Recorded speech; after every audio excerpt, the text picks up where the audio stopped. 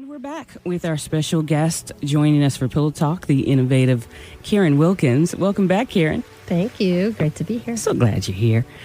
She's also brought with her, in my opinion, some of daytime television's most legendary trailblazers. Satin Lounge, please help me also welcome the incomparable Susan Flannery. Hello, Susan. Hi, how are you? So wonderful that you are here and honored to have you here. And also the informative duo, Crystal Chappell and Michael Sabatino. Are the Sabatinos with me? Hello there. Hi. Hi there. I'm so glad everyone is here. Let's get into the groove of the Grove, shall we? Crystal and Michael, what is the Grove, please? The Grove is where you want to be. This is where we want to be. Where you want to be. Well, why do we want to be there, Michael? What's going on over there? Well, it's a delicious little town of interesting, wacky, eccentric characters and beautiful characters. People of all spectrums are represented in the Grove. We're really excited about a promo that I think I saw recently. Susan, you're even a part of this amazing project. How did you get involved? I've known Michael. I've known for years because Michael was on Bold and the Beautiful. I was, I don't know, for about 3 or 4 years with us. And then I met Crystal. I had gone back east because I wanted to learn about this new equipment that they were using on, what do you call it? Guiding light. And although I had met Crystal off and on over the years, hello, how are you? I got to spend some time with her.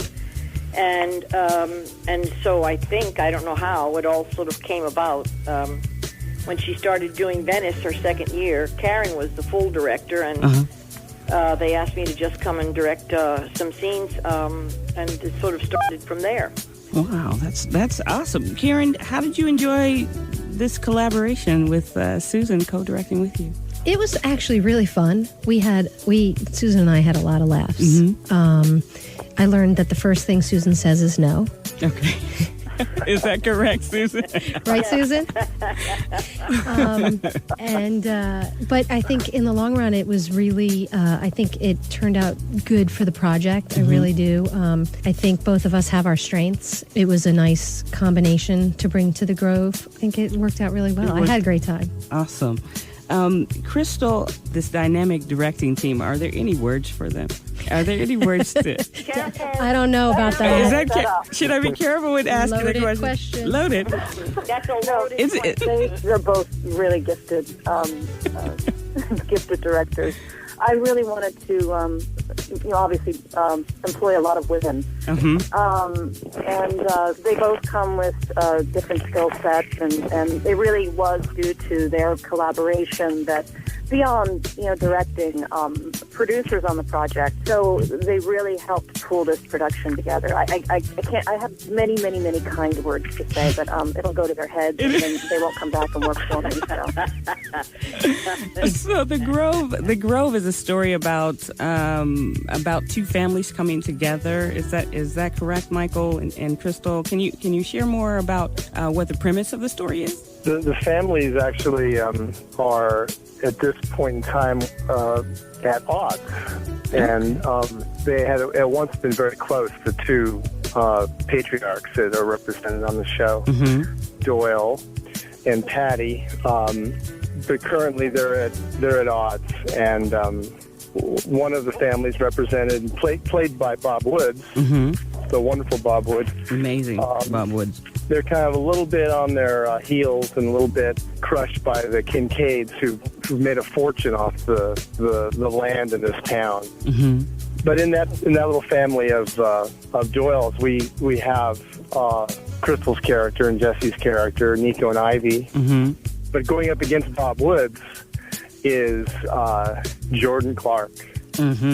From Venice and Guiding Light. Bob Woods and Jordan Clark head to head. Wow. Head to head. So those two represent both clans that are currently at odds, but they have had, they're not firing rifle shots across the town at each other. They have to coexist. So is it this beautiful love story between Nico and Ivy that's just kind of keeping the family or or maybe it's the catalyst of bringing the love back into. That's the heart of the show. That is the centerpiece of the show. Well, Nico and I did. Very awesome. Well, we've all, those who are fans of Jessica Lucia and Crystal Chappell have longed to see these two characters in a story such as this. We're so excited to see where the development of it is going to go. What are your hopes and your intentions for the Grove? Putting it out there, we're trying something a little different, a little bend on the existing model, and we're putting it out there for free for people to see. It will eventually, I'd like to shop it around and see where it goes. It may eventually become a subscription-based show. Okay. But for now, I wanted to create something that didn't have to hide behind, a firewall that everyone could have access to.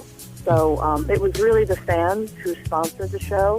That's where we got our budget, and a lot of people came on and donated their time and energy and talent, and so that we could bring it to the audience, bring it to the community.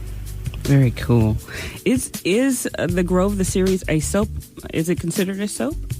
I think so. I mean, it's more of a primetime show. It's a little bit of I wanted to take it out of a glossier city like Venice, even though it's the hipster town, and really bring it into the country and really integrate aspects of the earthiness of life and the basic struggles of people and their egos, and then especially in this wonderful small town with all these quirky characters, you have this lesbian couple that who are married and aren't afraid to love each other, and it's really, like Michael said, they're the heart of the show. It's their journey, but they have to exist around all these other people. Right, which is common to life in so many experiences, including my own.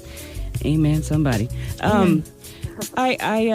All four of you are trailblazers from daytime soap, and but I think I'd like to direct this question towards you, Susan. You are a legend in daytime soap, but you've worked expansively in creating online programming. Where do you see the future of soaps, and what would you like to see happen to the genre? I see the whole future on the web. Okay. That's one of the reasons why I was so pleased to become involved in this. It's once you're starting now with Apple TV. That you're going to be able to download directly from the internet, and we're going to, the networks and cable as we see them now, and their business models are all going to change drastically. As soon as the people that are starting, like Crystal, in on the ground floor, as soon as they figure out the advertisers, where the money is, exactly how they're going to create their business model, it's all going to flow that way.